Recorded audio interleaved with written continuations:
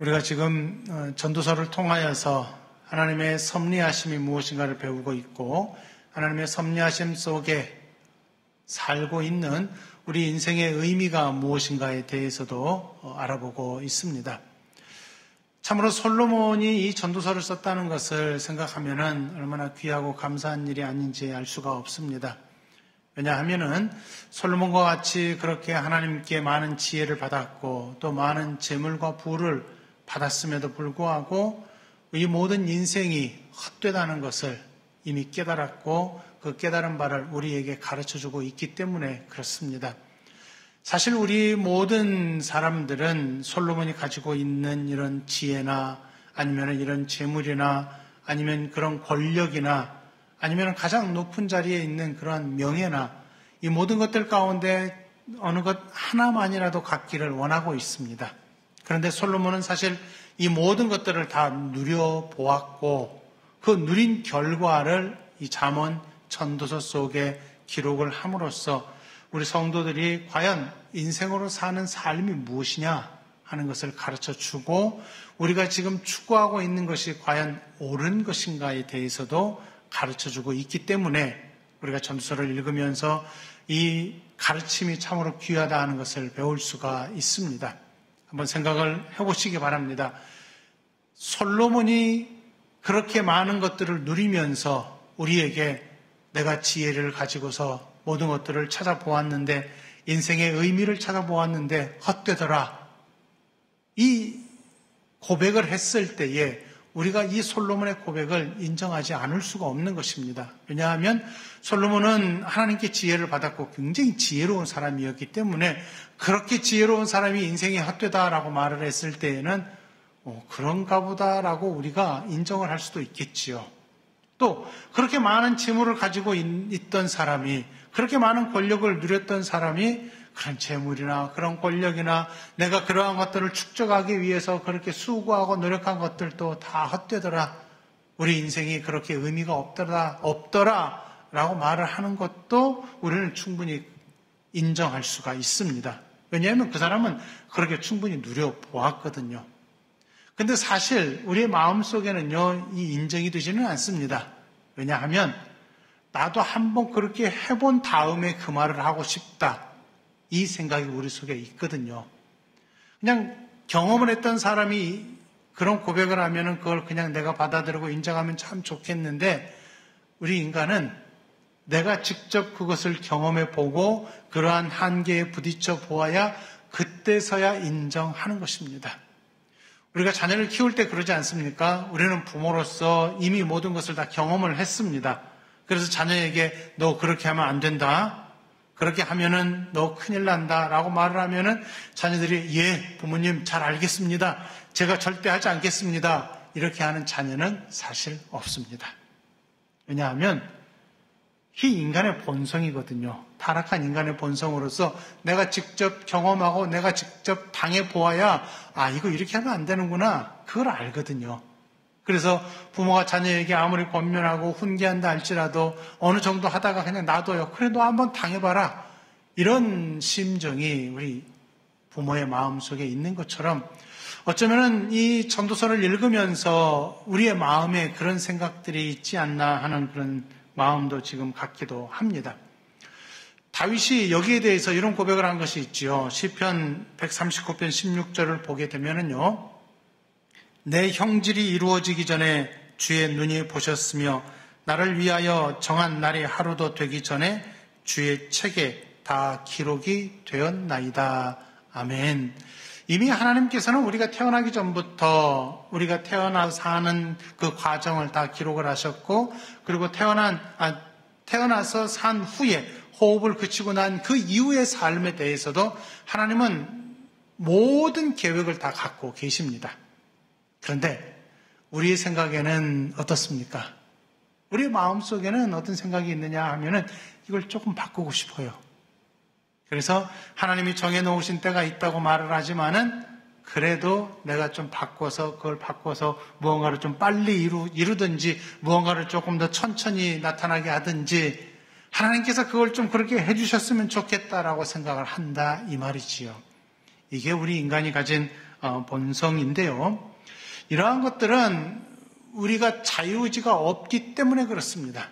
인간이 타락함으로 말미암아 인간의 이성은 있지만은, 즉 추론할 수 있는 능력은 있지만은 자유의지가 갇혀 있기 때문에 자기의 생각대로 하나님을 경외하지 못하고 타락한 마음을 가지고 하나님 앞에서 언제나 반항하는 생각 때문에 그렇습니다.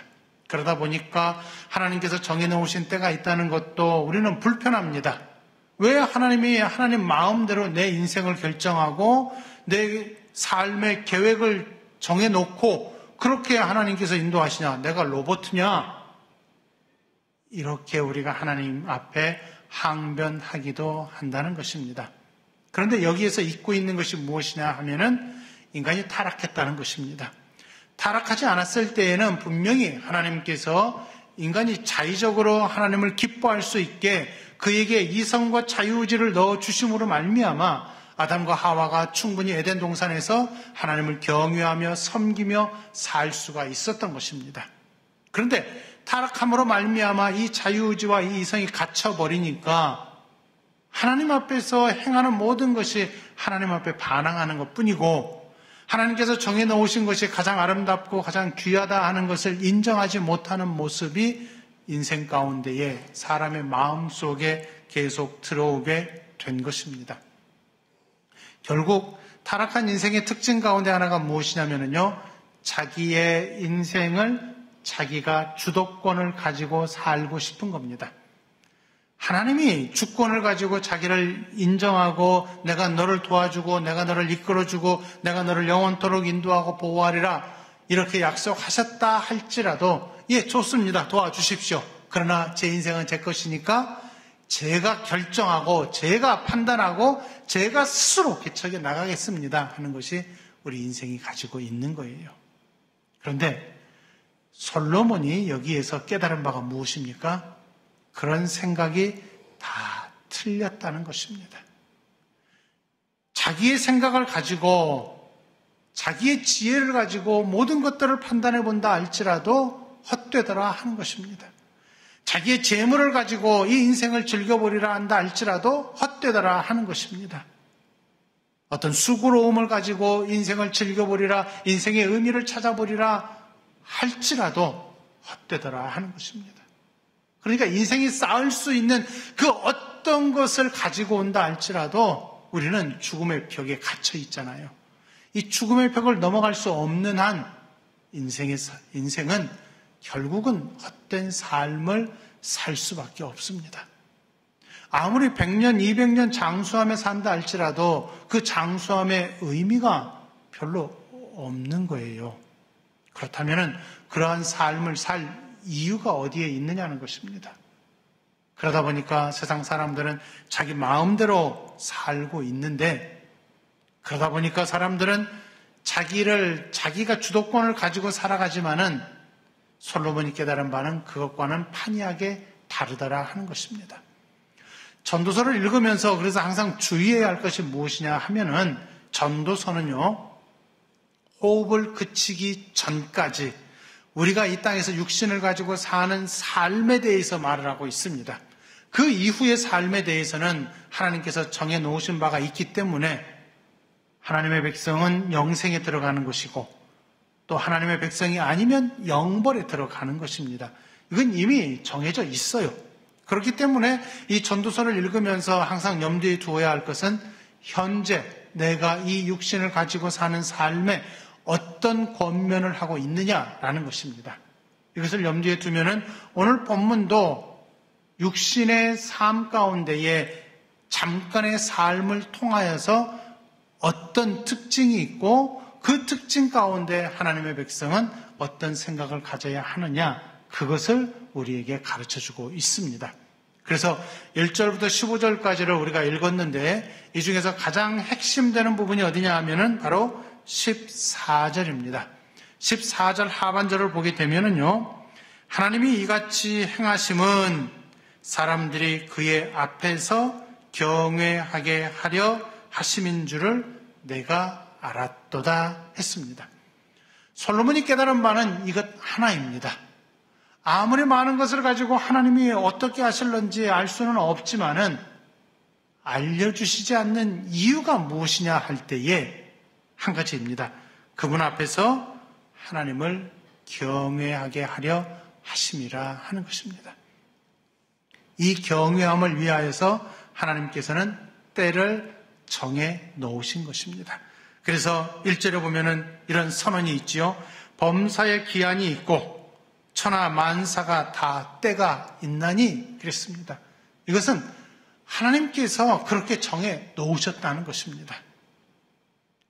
세상 사람들은요, 이 말이 굉장히 불편합니다.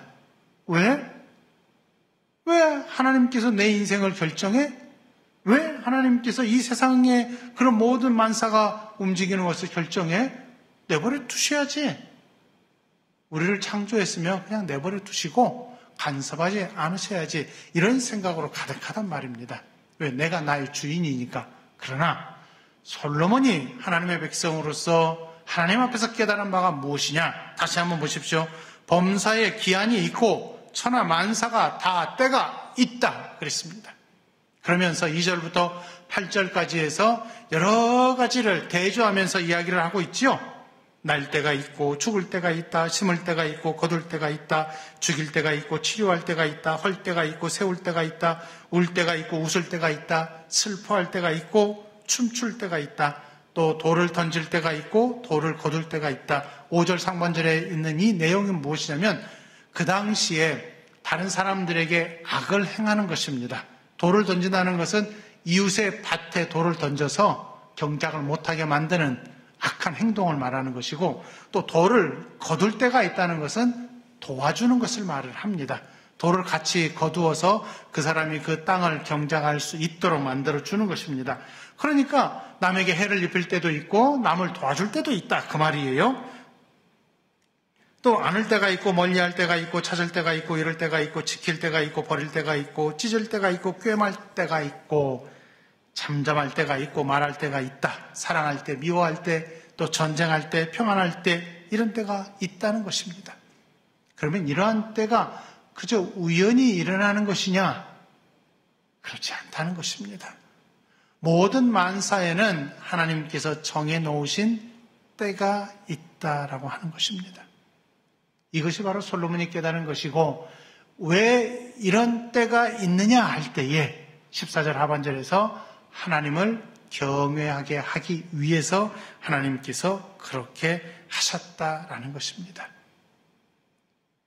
따라서 우리가 성도로서 이 말씀을 받을 때에 어떤 마음을 가져야 되느냐 하면은 성도는요, 이걸 분명히 인정하고 시작합니다.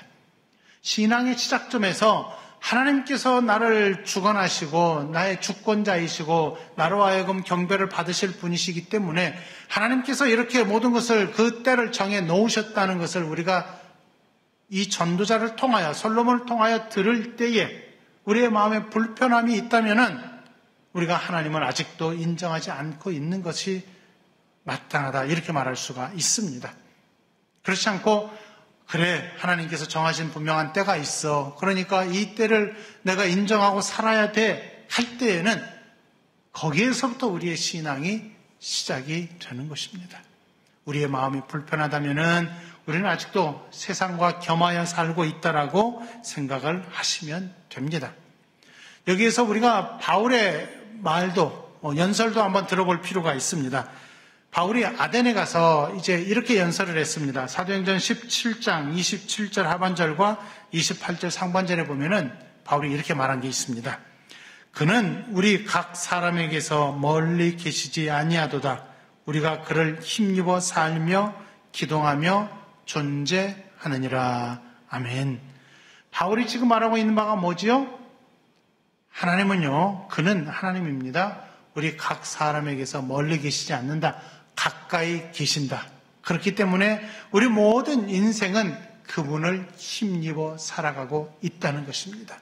그래서 모든 것이 범사에 기한이 있고 천하만사가 다 때가 있다는 것은 우리가 지금 겪고 있는 이 삶에 대해서 모든 과정이 바로 하나님께서 정해 놓으신 때를 따라서 움직이고 있다라고 하는 것입니다. 그렇기 때문에 이것은 로봇처럼 우리가 움직이는 것은 아니라 하나님께서 우리에게 자유의지를 주심으로 말미암아 우리 스스로 하나님 앞에 나와서 하나님을 경외할 수 있도록 하나님께서 우리를 붙들고 계신다 하는 사실입니다. 만약에 우리를 로봇처럼 만들어 놓으셨다면 우리는 굳이 신앙생활이라고 하는 이 개념을 가질 필요가 없어요. 신앙이라고 하는 이 중요한 신앙의 고백을 우리가 말할 필요도 없는 것입니다. 왜냐하면 로봇은 그냥 명령한 대로 움직이니까 우리 모두가 다 하나님께서 명령하신 대로 움직인다면 그가 과연 하나님 앞에서 하나님을 경외하는 자연스러움이 있겠느냐, 또 자기 스스로 자유로 하나님을 경배하며 하나님 앞에 나아올 수 있고 하나님을 찬양하며 살아갈 수 있겠느냐 할 때에 그렇지 않는 것입니다. 하나님이 원하시는 것은 우리가 스스로 하나님 앞에 나와서 내 자신이 내 마음을 가지고 하나님 앞에 경배하기를 원하시는 것입니다. 그래서 타락한 인생 가운데에서 우리를 따로 구분해내시고 여기에서 하나님의 백성으로서 사는 삶이 무엇인지 이 전도자를 통하여 우리에게 가르쳐주고 있는 것입니다. 그래서 우리가 불편한 마음을 여기서 버려야 될 것이고 우리가 그래서 고백해야 될 마음이 무엇이냐 하면은 하나님은 내 인생 가운데에서 하나님의 섭리를 분명히 드러내신다라는 것입니다. 하나님께서 아까 시편 139편에서 다윗이 고백을 했던 것처럼 하나님께서는 이미 내가 태어나기도 전부터 내가 어머니의 복중에 지음을 받기 이전부터 하나님은 이미 당신의 생명책에 나의 모든 것을 낱낱이 기록해 놓으셨어요. 그렇게 하신 이유가 무엇이냐? 바로 나를 인도하시기 위해서라는 것입니다. 나를 당신의 백성으로 삼으시고 나를 통해서 경배를 받으시기 때문이라 하는 것이지요. 그렇기 때문에 우리 인생이 하나님 앞에서 마땅히 고백해야 될 신앙의 내용은 하나입니다. 그것은 바로 하나님의 섭리를 인정하는 것입니다. 하나님의 섭리를 다른 말로 표현하면은 하나님은 나를 인도하고 계신다. 하나님이 나를 이끌고 계신다. 이것을 고백하라는 것입니다. 어느 것까지도요. 아주 작은 것 하나까지도. 그래서 어느 때든지 하나님께서 정해놓으신 때가 있다는 것을 인정하면서 살아가게 되면은 어느 때는 아픈 때가 있어요. 어느 때는 즐거울 때가 있어요. 어느 때는 성공할 때가 있어요. 어느 때는 실패할 때가 있어요. 그 때를 하나님이 정해놓으셨다는 것을 인정하게 되면은 그 아래에서 내가 어떤 마음을 가져야 될지 이제 9절부터 시작하여서 15절까지 우리가 솔로몬의 고백을 들을 수가 있는 것입니다. 그게 무엇이냐 하면은 하나님의 주권 아래 있는 인생이 가장 복되다라는 것입니다. 하나님의 인도하심을 인정하고 사는 삶이 가장 복된 인생이 되는 것이고 그렇게 살아야 마땅히 우리는 하나님을 경외하는 자가 된다 이것입니다. 이걸 인정하지 않으면요 하나님의 인도하심이 불편합니다. 왜 내가 정해놓은 때에 하나님이 이때 이것을 좀 해주셔야 되지 않겠습니까? 하면서 하나님 앞에 강요하며 나가는 것이지 하나님을 인정하게 되면은요 하나님이 정하신 때가 있으니까 하나님의 인도하심을 기다리고 하나님께서 이것을 분명히 해결하신다라는 것을 생각하면서 하나님을 높이며 경외하며 하나님 앞에서 잠잠히 기다릴 줄 아는 그러한 인생이 되는 것입니다. 따라서 하나님의 인도하심, 하나님의 섭리, 하나님의 주권을 인정하는 성도라고 한다면은 호흡을 그치기 전까지 내가 여기에서 현재 어떻게 사느냐 여기에 더 집중하게 될 것입니다. 하나님의 때는 분명히 정해져 있기 때문에 내가 그 때를 바꾸려고 하는 것이 아니라 그러한 하나님의 인도하심 속에서 내가 하나님의 백성으로 어떻게 사느냐라고 하는 것입니다. 그것이 바로 11절의 고백 속에 나와 있습니다. 11절을 보시면은 하나님이 모든 것을 지으시되 때를 따라 아름답게 하셨고 또 사람들에게는 영원을 사모하는 마음을 주셨느니라. 아멘. 두 가지를 지금 말씀하고 있어요. 하나님께서 때를 따라 아름답게 하셨다라는 것입니다. 하나님이 정해놓으신 때는 내가 볼 때에는 그것이 불편하고 힘들고 어려운 것 같지만은 하나님께서 그것을 통하여서 그 때를 아름답게 하셨기 때문에 나는 그것을 즐기면서 살 수가 있는 것이고, 또 한 가지는 무엇이냐 하면은 이제 그 다음에 나오는 영원을 사모하는 마음까지 가질 수 있도록 하나님께서 우리를 인도하고 계신다는 것입니다. 다시 말하면 우리가 소망을 두고 살아야 될 장소는 여기가 아니라 어디입니까? 하나님께서 우리에게 약속하신 하늘나라인 것입니다. 그렇다면 그곳을 소망하는 성도, 그 영원을 소망하는 성도가 이 땅을 바라보았더니 이 땅에는 우리가 소망을 둘 곳이 아니더라. 하지만 하나님께서 내가 호흡을 하는 동안에 그저 낙이 없이 그냥 살아가게 하시느냐? 그렇지 않다는 것입니다. 이 땅에 소망이 없음에도 불구하고 우리는 여기에서 소망을 갖고 살아갈 수 있도록 하나님께서 때를 따라 아름답게 하시고 그 때를 따라서 즐거운 삶을 우리에게 주셨기 때문에 우리는 하나님이 이 인생을 허락하셨음을 고백하면서 여기에서 하나님께서 주신 삶을 즐기면서 살아야 된다는 것입니다. 그게 바로 12절과 13절의 고백입니다. 12절을 보십시오. 사람들이 사는 동안에 기뻐하며 선을 행하는 것보다 더 나은 것이 없는 줄을 내가 알았고 했습니다. 사는 동안에 기뻐하는 것이 마땅하다는 것입니다. 그리고 선을 행하는 것이 마땅하다는 것입니다. 또 13절에서는 사람마다 먹고 마시는 것과 수고함으로 낙을 누리는 그것이 하나님의 선물인 줄도 또한 알았도다 했습니다. 하나님의 선물이 뭐라고 말하고 있지요? 먹고 마시는 것, 수고함으로 낙을 누리는 것입니다. 그래서 전도서는요, 허무주의를 말하고 있지 않습니다.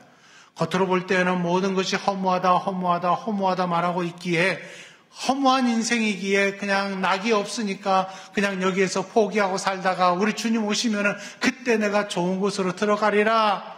이렇게 우리가 보통 일반적으로 생각을 하고 있지만 우리 인생은 절대 허무하지 않습니다. 왜냐하면 하나님께서 우리에게 선물을 주셨기 때문에 그렇습니다. 그래서 12절에서 우리는 이 하나님의 선물을 통하여서 사는 동안에 기뻐하고 선을 행할 수 있게 되는 것이고, 그리고 하나님께서 주신 대로 먹고 마시는 것, 수고함으로 낙을 누리는 것이 하나님의 선물이기 때문에 즐거워하면서 살 수 있게 되는 것입니다. 이것도 또한 오해하지 말아야 되는데, 하나님이 주신 선물이 이러니까 먹고 마시고 즐기자, 쾌락을 우리가 추구하면서 살자, 그러한 것이 아니라는 것입니다. 허무주의도 아니고 쾌락주의도 아닙니다. 왜냐하면 일반적으로 우리가 이 땅에서 육신을 가지고 사는 동안에, 즉 해 아래에서 사는 동안에는 우리에게 아무런 소망이 없어요. 하지만 성도에게, 하나님의 백성에게 주신 선물이 무엇이냐 하면은 그 가운데에서도 영원을 사모하면서 이 땅에서 하나님이 인도하신, 그리고 하나님이 주관하시고 하나님이 보호하시는 그 선물을 통하여서 내 인생은 기쁨으로 가득할 수 있다는 이 고백을 할 수 있게 만들어 놓으셨다는 것입니다. 그래서 우리가 하나님의 이 선물을 받았기 때문에 우리가 수고하고 우리가 땀을 흘리고는 있지만은 우리가 먹고 마시고 즐거워할 수 있는 것이 우리 인생이 된다 하는 것입니다. 달리 말하면 하나님 없는 즐거움이냐, 하나님 안에서의 즐거움이냐 하는 것입니다. 이것이 바로 하나님이 주신 선물입니다. 우리 성도는 어디에서 즐거워할 수 있습니까? 하나님의 주권을 인정하며 살기 때문에, 하나님의 인도하심을 인정하며 살기 때문에 하나님 안에서의 즐거움입니다. 하나님 바깥에서는 즐거움이 없다는 것을 솔로몬이 깨닫고 하나님께서 정해놓으신 그 때를 인정하면서 하나님의 선물을 여러분 누리며 사십시오. 그러면 하나님이 왜 이렇게 하십니까? 하나님을 경외하게 하시기 위해서 그렇게 하신다는 것입니다. 따라서 우리는 하나님을 경외하는 것이 우리 신앙의 가장 큰 목표이고, 하나님을 경외하기 위해서는 그 밑에서 우리가 하나님의 주권을 인정하고 하나님의 섭리와 하나님의 인도하심을 인정하며 살아야 되고, 그리고 그 밑으로 내려와서 한 가지 더 생각을 해야 되는 것은 우리의 한계를 인정하는 것입니다. 아까 처음에 말씀드린 것처럼 우리는요, 하나님께서 나를 인도하신다는 것이 불편해요. 하나님께서 내 때를 정해 놓으셨다는 것이 불편해요. 내 인생은 내 것이니까 내가 주권을 가지고 내가 주관하며 살아야 되는데, 내 마음대로 좀 살아보면 좋겠는데 왜 하나님은 그렇게 안 해주시느냐, 이러면서 하나님 앞에 불평하고 반항하는 것은 하나님께 항변하는 것이고 내 한계를 넘어서고자 하는 것입니다. 그것은요, 하나님이 정해놓으신 때, 그때가 마지막 때가 죽음의 벽이잖아요. 그 죽음의 벽을 넘어가기 위해서 모든 인생이 수고하고 애쓰고 있지만 넘어갈 수가 없어요. 그래서 우리는 하나님의 주권 아래에 있는 인간의 한계를 인정을 해야 하는 것입니다. 나는 이 세대를 살아갈 뿐이다. 이 세대 가운데에서 하나님의 주권을 인정하며 살고, 또 다음 세대, 우리의 자녀들 세대에서 또 그들도 마찬가지로 그들의 세대를 살아갈 뿐이다. 왜냐하면 하나님이 그렇게 정하셨기 때문에 그렇다는 것입니다. 그래서 15절의 고백을 보십시오. 이제 있는 것이 옛적에 있었고, 그렇죠? 우리가 살고 있는 이 세대의 특징, 이것이 이전 세대에도 이미 있었어요. 저는 1장에서도 말씀드렸던 것처럼 이미 있는 것이 예전에 있었다 할 때 어떤 물건, 어떤 사상, 그런 것들을 말하는 것이 아니라 인간의 한계가 우리뿐만 아니라 이전 세대에도 있었고 이후 세대에도 있을 것이라 하는 것입니다. 그래서 장래에 있을 것도 옛적에 있었나니 그래요. 우리 세대에 지금 우리가 경험하고 있는 것은 이미 옛적에 다 경험한 거고, 장래 세대에서 경험할 것들도 이미 옛적에 있는 것이기 때문에 하나님께서 보실 때는 어떻습니까? 위에서 내려다 보시면은 과거나 현재나 미래나 다 똑같습니다. 그런데 그 중에 하나님께서 이 세대의 하나님의 백성을 건져내시고, 이 세대의 하나님의 백성을 건져내시고, 다음 세대의 하나님의 백성을 건져내셔서 그들로 하여금 하나님을 경외하면서 이 땅에서, 즉 해 아래에서 살게 하시는 것입니다. 그렇기 때문에 우리는 우리 시대를 살면 돼요. 어떻게 살면 됩니까? 하나님이 나를 부르실 때가 있으니까 그때까지 내가 하나님의 백성으로 하나님의 주권을 인정하며 살아가리라.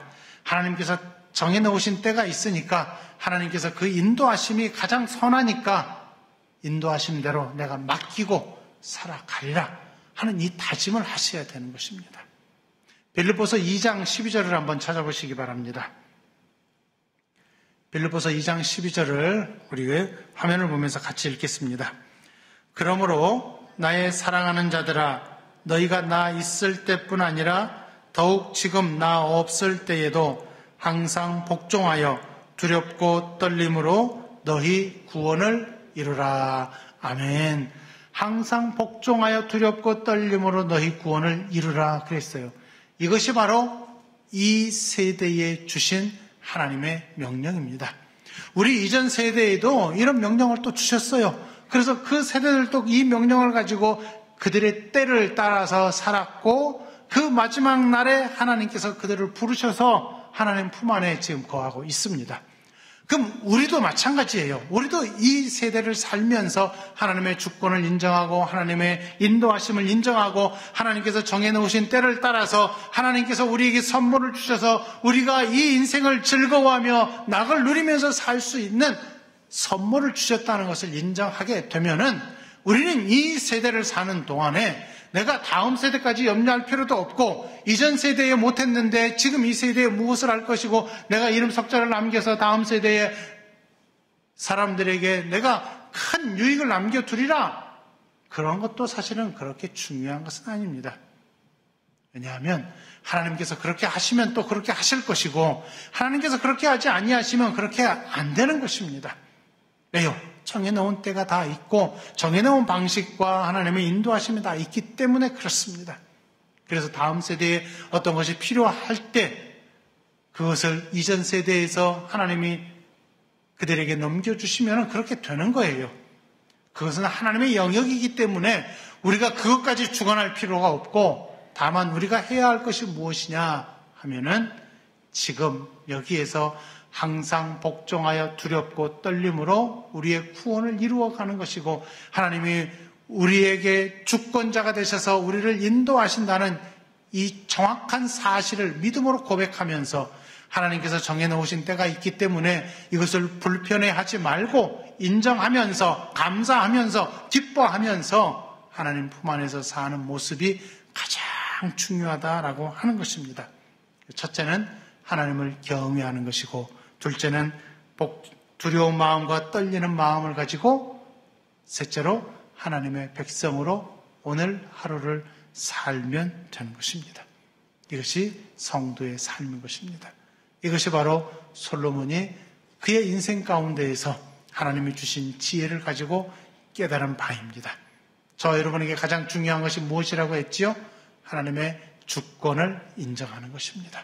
여기에서 우리의 모든 신앙이 시작이 되는 것이고, 이 주권을 따라서 하나님이 나를 인도하시기 때문에 나는 하나님의 인도하심을 인정할 때에 내 삶이 가장 복되다는 것을 우리는 고백할 수가 있을 것이고, 이 삶을 우리가 즐거워하면서 하나님의 선물이라고 인정하고 고백하면서 살게 될 것입니다.